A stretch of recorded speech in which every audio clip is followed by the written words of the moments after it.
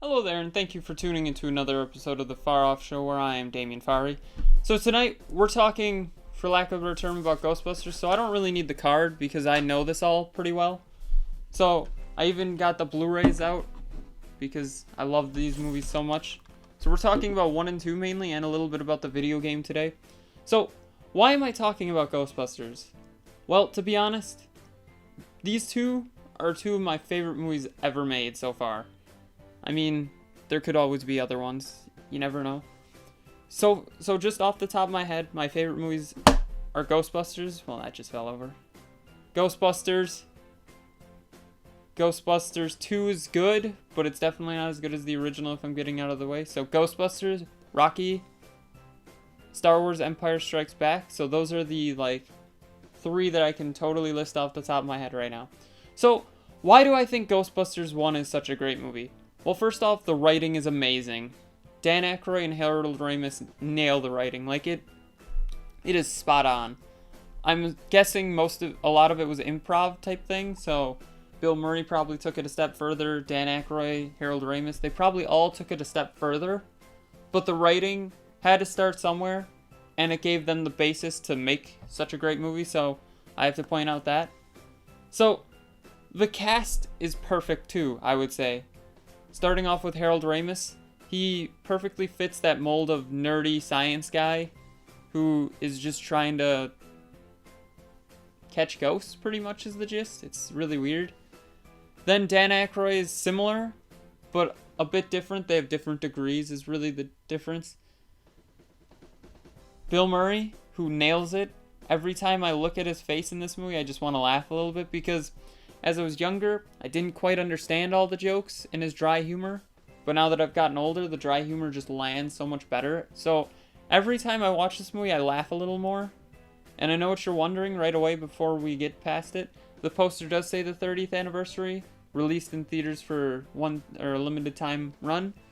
Well, I saw it in that limited time run because I was not born in 1984. So I was super excited to see it. It was worth it. I would recommend, if you can see this film, see it in not 3D, see it in a theater, because it's one of those films that you should definitely see in the theater. So going back to it, Ernie Hudson, great also.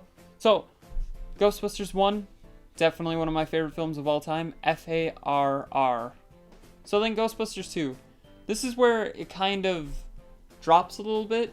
I do like that it drops, actually, in quality and stuff like that, because, well, it makes sense.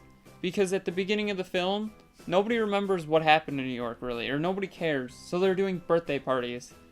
And then Venkman, Bill Murray, has his own talk show. So I think it's great. Also, Egon has his own bookstore. But I think it's a great way to start it up, It's just super weird. The courtroom scene is amazing. The whole movie is really good, but when you compare it to the original, it doesn't compare that well. So I would recommend seeing it. It's definitely an FAR. I love it also, but like I said, there's some shortcomings that make it lesser of a movie because it had to follow the original. So then, going off to the tangent where Ghostbusters the video game, because Ghostbusters 3 never came out, this is pretty much the closest thing we've gotten to Ghostbusters 3, so I really enjoy the game. I played it all the way through. I loved it. I do think it's the perfect sequel because they got all the original cast. So they got Bill Murray, Dan Aykroyd, Harold Ramis, Ernie Hudson. I don't think they got Rick Moranis, if I'm being honest.